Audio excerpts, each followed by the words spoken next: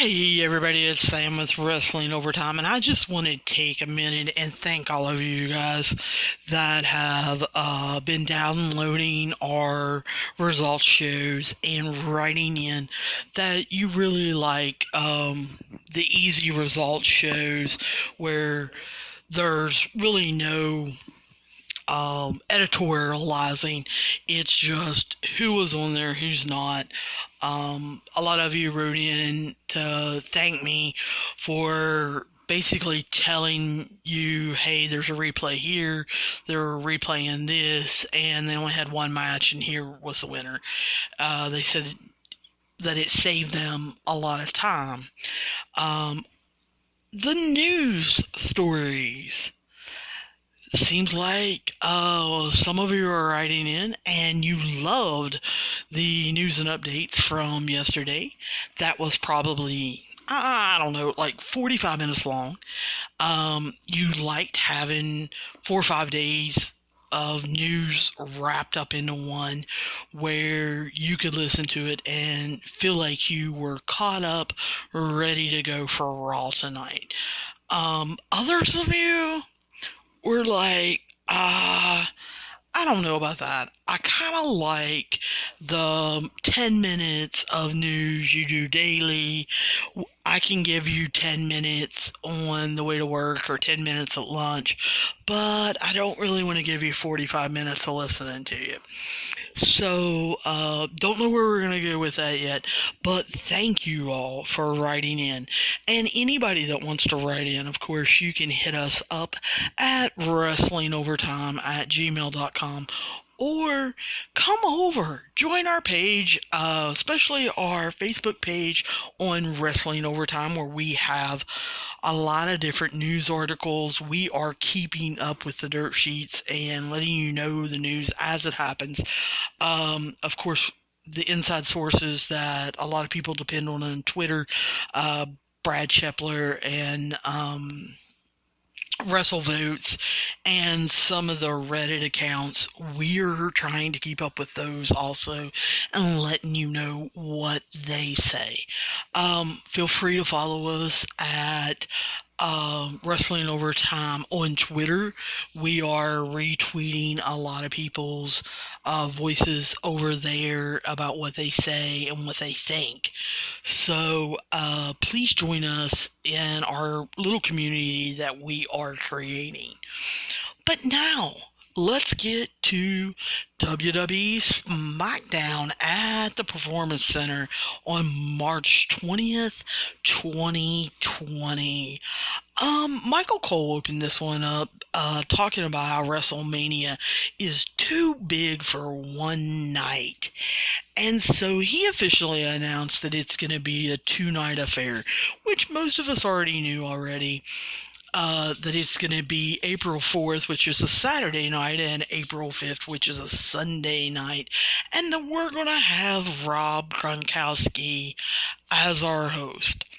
Now, I'm a little bit excited about having Gronk host. I want to hear what he has to say. I hope that they do not script him way too much. Number one, not sure he can read it, process it, and put it into his own words and make it enjoyable. However, his reactions to things, he is fairly quick-witted.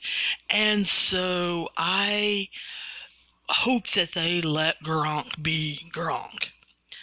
The only thing is, it was only when I saw Michael Cole did I realize, oh no, he doesn't have a partner tonight.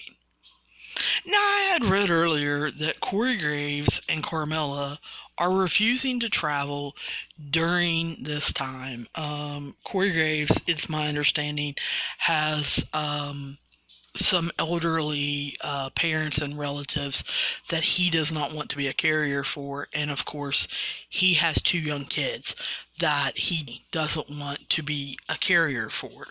And as I reported in the news section, Paige, who we're going to talk about later, is also refusing to travel. So I'm I'm okay with that. I just wish they would have gotten Michael Cole someone to feed off of, to talk to, something. I felt like tonight he really did not do a great job. I felt like he didn't. He was boring. I mean, I don't know any other way of saying it. He was just boring. But to open up the show, of course, they brought Mojo out and, made a big deal of him being Gronk's friend. And then they brought Gronk out. And I'm sure by now many of you have saw all of the gifs that have been put out, the memes of Gronk's dancing and his theme music. WWE, please, please, please change his theme music. And I know that Gronk does not know how to dance because he's been in the NFL and I've had to put up with it for years. I hope that they can get someone, though, to work with him on his entrance and him actually come out like the NFL superstar that he is. I did enjoy Gronk hitting Mojo with some chops, showing that he actually knew how to give a chomp. Wasn't so looking forward to, though, Baron Corbin coming out in his King outfit and telling Gronk that he was the king of WWE and that he needed to get on his knees and greet him. Love, like I said, Gronk's comeback. Yeah, I don't get on my knees. So, then Elias interrupts and says that he's been trying to get, Corbin's attention, and Corbin hasn't been paying any attention to him, and Corbin basically admitted, yeah, I'm not really wanting to pay attention to you. He finally says, if I listen to your song, will you go away? Now, Elias, as we know, is not going to turn down any moment that he can spend singing any of his songs, as bad as they are. And basically Corbin just gets into Gronk's face. Gronk ends up shoving him over Mojo, who is down on all fours, so that when he pushes Baron, then Baron falls over Mojo. Elias is just kind of hanging out, and Gronk says he wants Elias and Corbin in a match. Now, I don't know why I thought this, but I thought that would be the match we would get next. I thought we were going to get the Baron Corbin Elias match. And maybe we're going to get Gronk and Mojo joining Michael Cole on commentary. No. This is actually a match they are talking about for WrestleMania. What? What do you mean this is a WrestleMania match? Have we changed the definition of WrestleMania? WrestleMania used to have storylines that, number one, some had been built up since SummerSlam. They actually had a 6-month-long build-up of, a baby face and a heel insulting each other or threatening their family or their manager or their friends. And they hadn't been in 6-man tags and 8-man tags and all this other garbage. No, they actually, it was a build-up. They had no matches. Yes, they may have taken on their friend, but they didn't interfere in matches and everything. And so, after 6 months of build-up, WrestleMania, you could not wait for them to take each other on.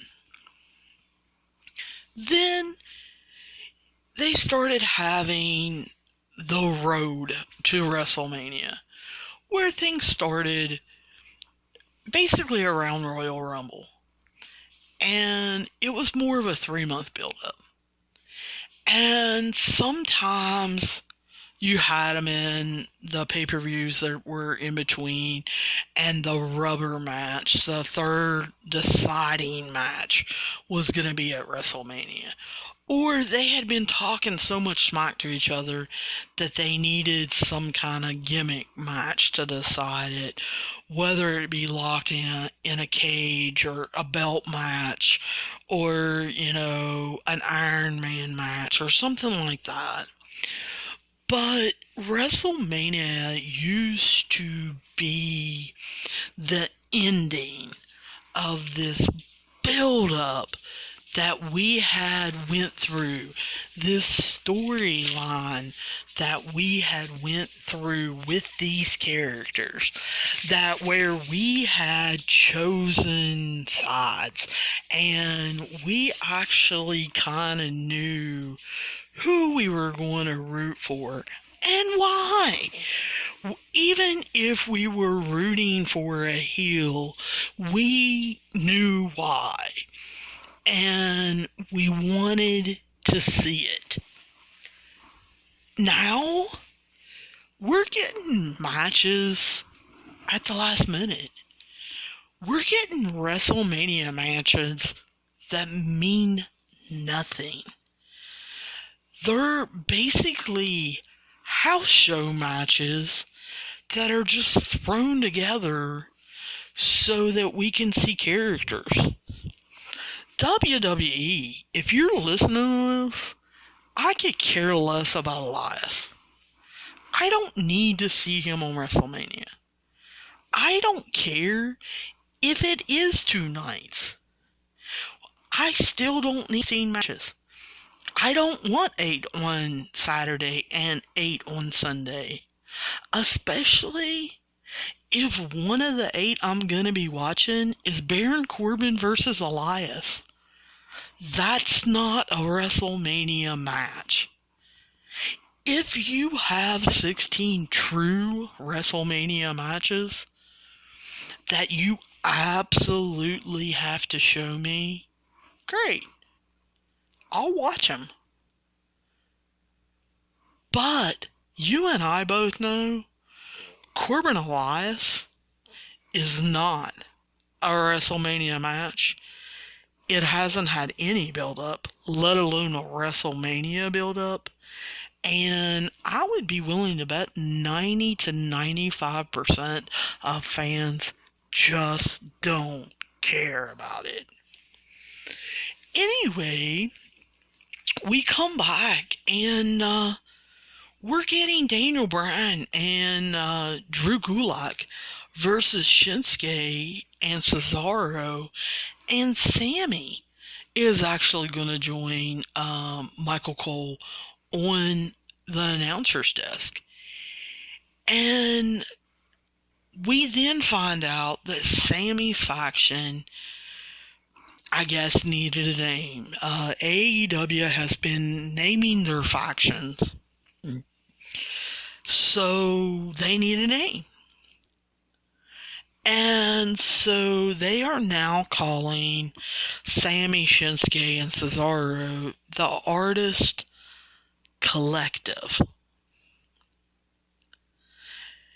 Why? Is this after the Nightmare Collective? Did you guys buy the name off of Brandy Rhodes? Why did you choose Collective? Most people, that's not the name of a faction. The artist is Shinsuke. being an artist has nothing to do with Cesaro. As far as I know, Cesaro's not an artist, even in real life. And neither is Sammy. Now, if I'm wrong, please write me at wrestlingovertime@gmail.com. But I don't think I am. So naming this the Artist Collective was lazy. You guys just didn't want to come up with a name. This match I thought was going to be good. With having Daniel Bryan and Cesaro in there, two of the more underrated technical wrestlers around. And then Drew Gulak, who is fairly up there, and Shinsuke, for a while over in New Japan, was known for his strong style and him putting on great matches. For these four to tangle in a ring and it be a barely good match is sad. I'm not griping about the fans not being there. We're used to it by now. You know, I've now seen 4 or 5 shows like this. I don't really pay attention to the fans a whole lot anyway. This match just wasn't that great. And it didn't matter whether the fans were there to chant yes, yes, yes or not. It just wasn't that great. And Daniel Bryan and Drew Gulak won. And I don't understand who is afraid of this faction. I don't get it. They're losing all the time. They are basically making Cesaro out to just be a jobber. And it's almost like Shinsuke has totally been forgotten that he used to be a superstar in New Japan. So then we get Daniel Bryan challenging Sammy to a match at WrestleMania for his championship. And I'm thinking, yeah, that might be a good match. There's going to be a bunch of interference, and it's going to be Sammy running away. But, you know, if Daniel Bryan's involved, maybe he'll choreograph it. Sammy is very creative when it comes to stuff, so maybe we really will get a pretty good match. But Sammy then has to come back and say, if you believe so much in Drew Gulak, then how about you put Drew Gulak up against Shinsuke? And if Drew can defeat Shinsuke next week, then you can have your match at WrestleMania. Okay. Now that you've said that, Sammy, I don't know who to root for. I kind of want to root for Drew because I kind of want to see you versus Daniel. Like I said, I think that Daniel Bryan and you can come up with a nice creative match for WrestleMania. But when you put it like, I don't have to see this match that has had zero build. I don't have to see this match where there's going to be a bunch of interference. I don't have to see this match that if you lose, you're going to get a rematch the next night on Raw. So, it makes me want to root for Shinsuke so I don't have to see it. WWE, don't put your fans in that kind of predicament, you know, basically a week and a half away from WrestleMania. So then we get, you know, Michael Cole introducing Paige on Skype. Paige was supposed to be there last week. She had some travel problems, they said. Here was her travel problems. She thought she was flying to Detroit, and at the last minute, they said, oh, no, you're going to be flying to Orlando. And Paige said, look, there's a bunch of coronavirus cases down near there. And yeah, I don't want any part of that. And it's going to be real hard for me to switch my flights and have layovers. And I'm not sure I'm going to be able to get there in time. So yeah, how about I'm not coming? And they said, no problem. How about you come this week? And she said, yeah, that coronavirus is still running around, so how about you Skype me? So they put Paige up on Skype, and as soon as Michael Cole goes to talk to her, Bayley's music hits. And of course, Sasha Banks is with her. And they kind of have to insult Paige, ask her and tease her, where is she, what's she doing, and Paige basically just gives it right back at him.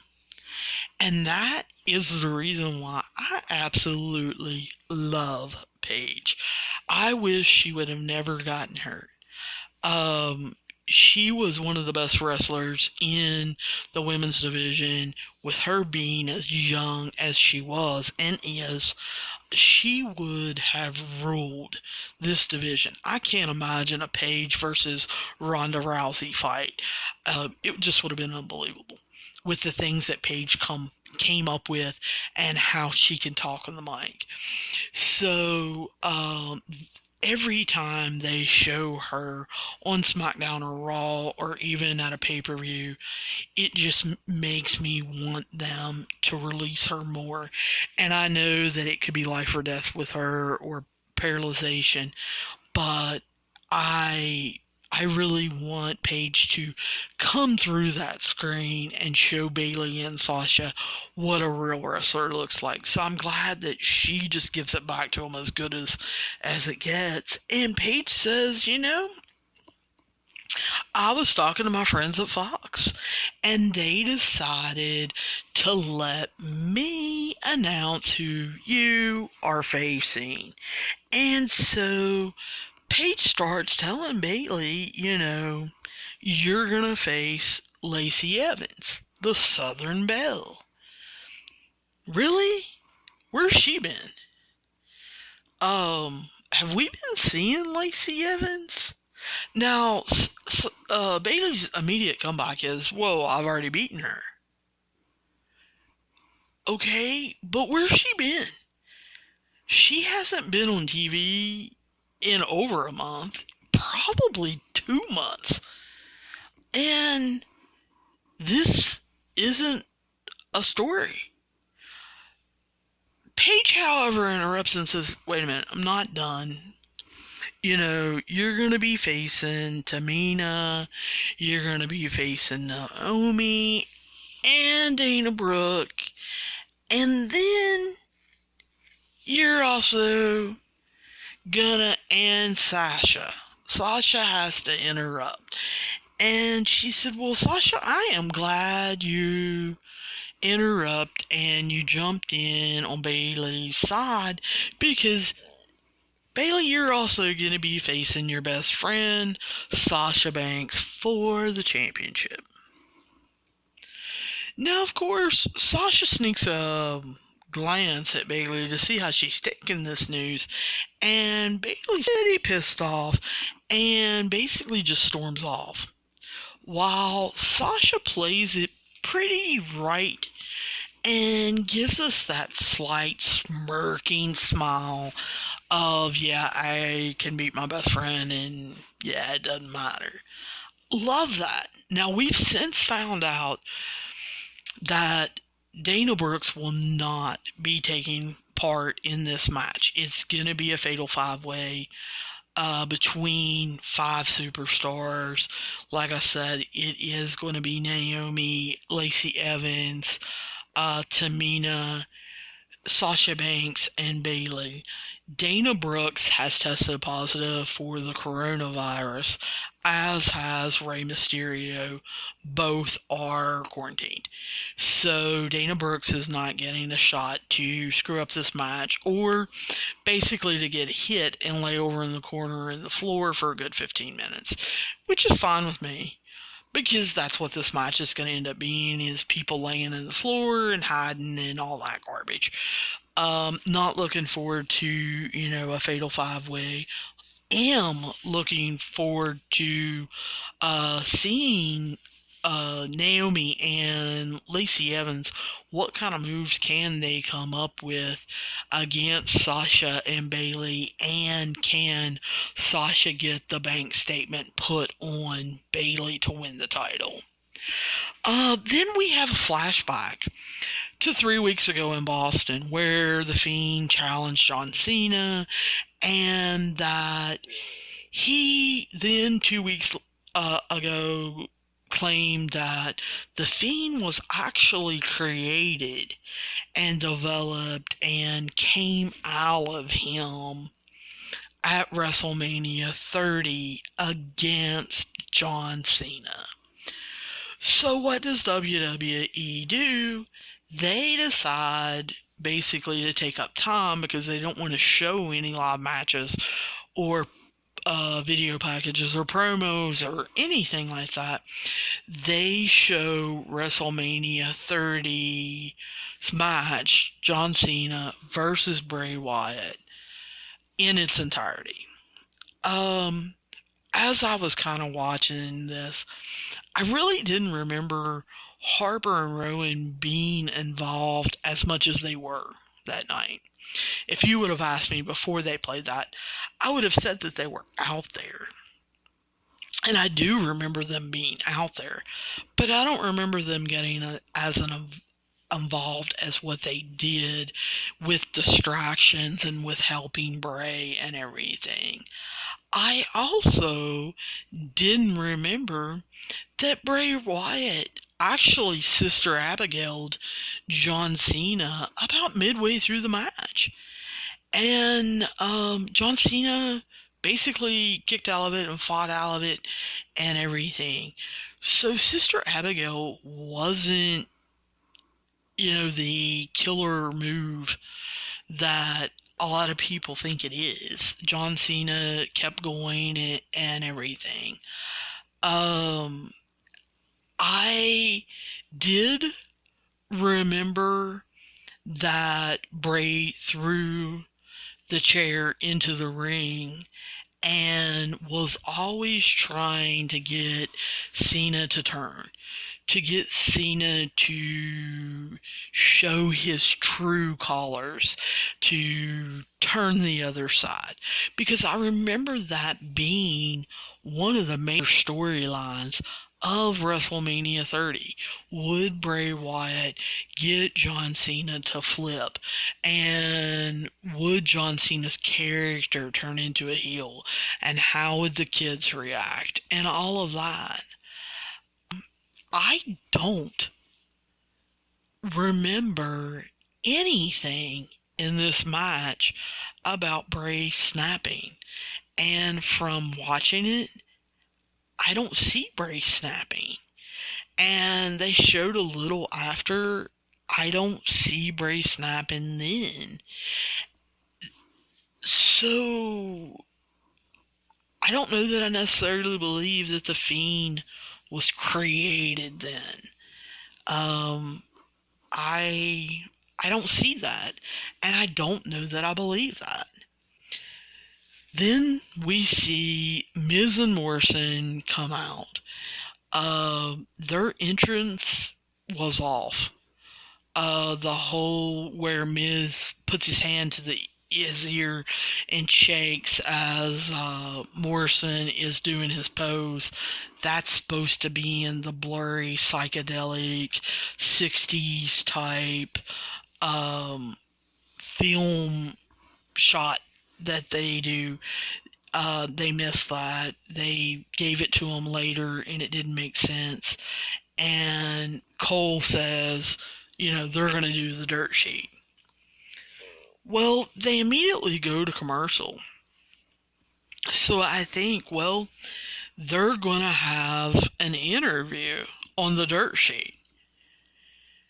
Well, no, they come back and they're interviewing Nikki Cross and Alexa Bliss backstage, And both of them are extremely upset that Asuka interfered with their match last week.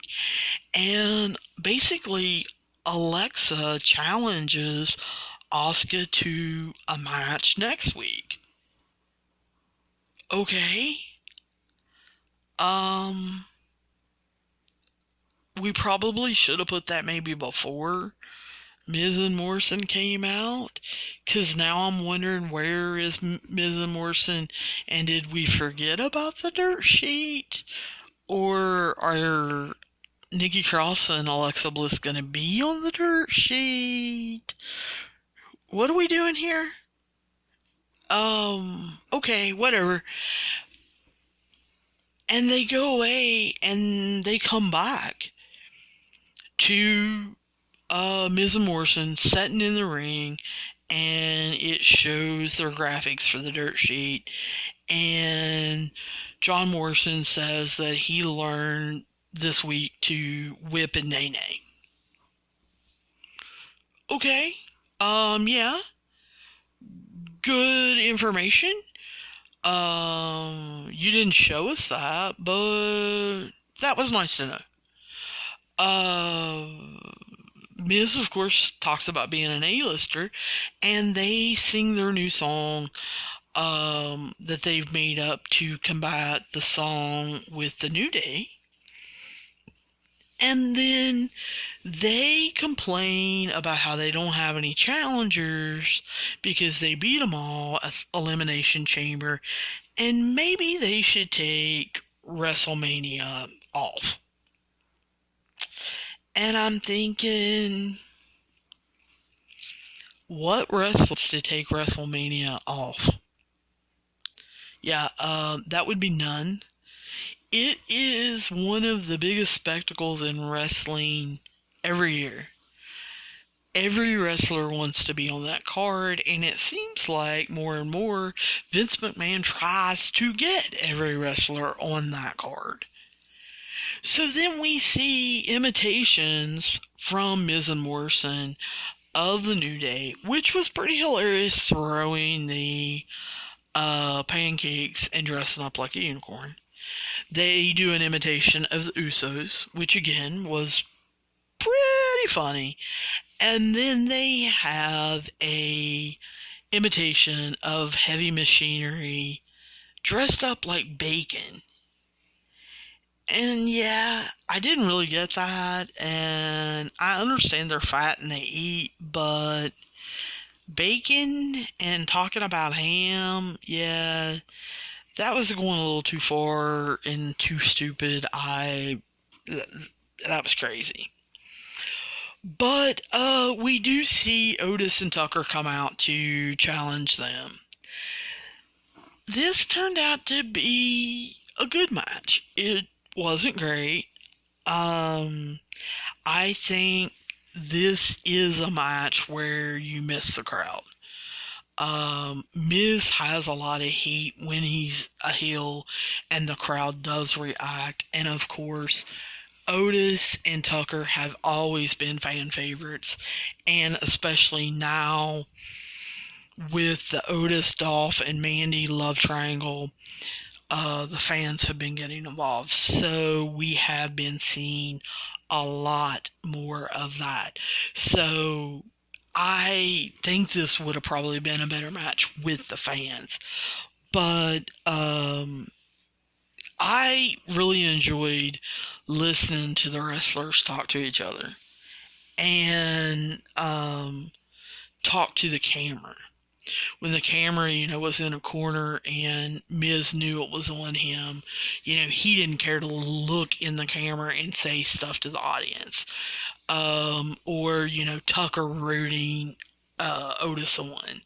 I kind of like that. We don't usually hear stuff like that. I like that was going on. Of course, Dolph had to come down and be at the announcer's table about halfway through the match. And then Otis ended up getting the tag, and Dolph took a microphone and interrupted Otis as he got the tag, just to show him pictures of him and Mandy being together that had showed up earlier in the week on Instagram. And Otis lost his mind. Again, not really getting this whole story. I feel like they haven't developed this as deeply as what they could have. Otis was late. No girl is gonna put up with that. Instead of Otis doing detective work and turning them kind of into Breezango and having them search down clues to find out who sent Mandy the text or who got Mandy's phone to send Otis the text and bringing that information to Mandy or trying to win her back, Otis just has temper tantrums. And that's just not real attractive, and it's borderline childish and stupid. So he goes out running around, and I'm looking at the referee going, where is the count out? There needs to be a count out. There needs to be a disqualification. He's throwing Miz and Morrison into steps, into barricades, and then finally, he hits them with a chair. So they do finally get disqualified. And of course, then again, Otis has got to be a baby about it, and Tucker has to go calm him down. And all that says to me is he's got anger management issues, and Mandy really doesn't want to bother with him anyway. But WWE doesn't see it as that. They're portraying this totally wrong. And if they're going to have an Otis Dolph match at WrestleMania, they need to get on the ball with this. Because like I said, we've got a week and a half, 2 weeks left, and they have went nowhere with it. And then to end it all, and they're running out of time. I'm looking at my clock. I'm thinking this is just about over. Michael Cole introduces Roman Reigns. It takes him forever to get down there, get in the ring, and all that garbage. And then they have to introduce Goldberg. They end up throwing the chairs out of the ring. Okay, I don't understand. Can you guys not be big boys and sit in your chairs? They have to insult each other. Yippee yahoo. I could care less about this match. Goldberg is old. He is a waste of time. He sucked as a wrestler when he was young. He was a football player that never truly learned to wrestle. He has two moves. He has a spear and he has a jackhammer. And the last two times we've seen him do the jackhammer, he's almost hurt people because he's so daggone old he can't lift them up anymore and he can't protect them. But he never cared about the business. He was selfish and he didn't want to learn the business. He didn't want to learn wrestling moves. So he was an awful wrestler that they chose to give an undefeated streak of beating a bunch of jobbers to make him seem like a monster. Then we've got Roman Reigns, who is today's Goldberg. He is the worst one of the Shield. He kept all of the Shield stuff. He kept the music, he kept the outfits, he kept the look. And again, he doesn't know how to wrestle.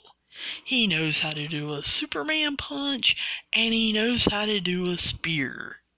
And every once in a while, if he is wrestling a lighter wrestler, then he will pick them up and powerbomb them.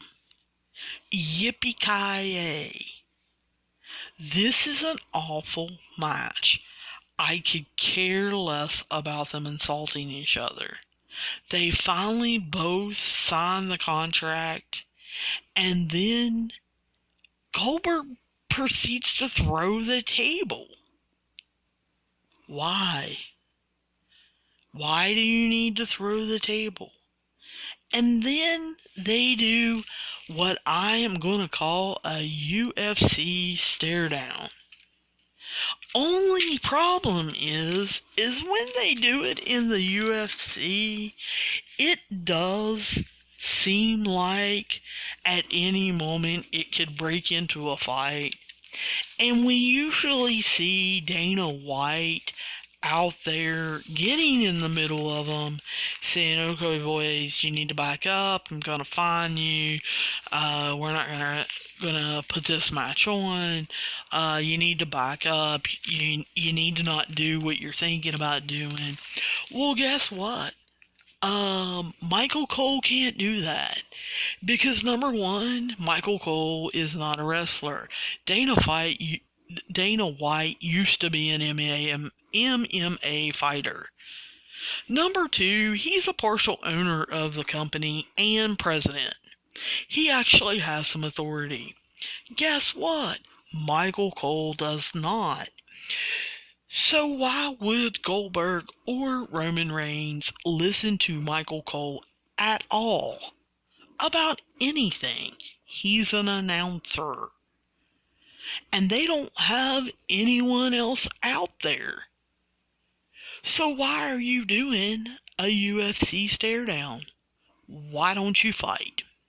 Why don't one of you shove one of you, and why don't you get into a big brawl? Because there's nothing stopping you. Other than the fact, at a UFC stare down, you're too close to do a spear. You don't have enough room for Roman to do a Superman punch, and you don't have enough room for Goldberg to pick Roman Reigns up and do a half-hearted jackhammer. And guess what? Those two don't know how to do any other moves. So that's why we were treated to a stare down that never went anywhere else and never was. And that's how Smackdown went off the air. It was lackluster, they dropped in the ratings, and they deserved it. So, I don't know any more to tell you guys about this. I'm sorry that this was my Raves and Rants, and I didn't do too much raving.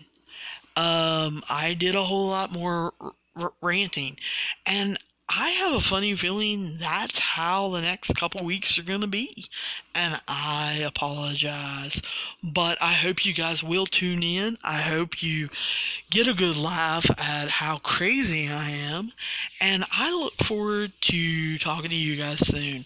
Like I have said before, feel free to hit us up on Wrestling Overtime's Facebook page, Twitter page, or write me at wrestlingovertime@gmail.com.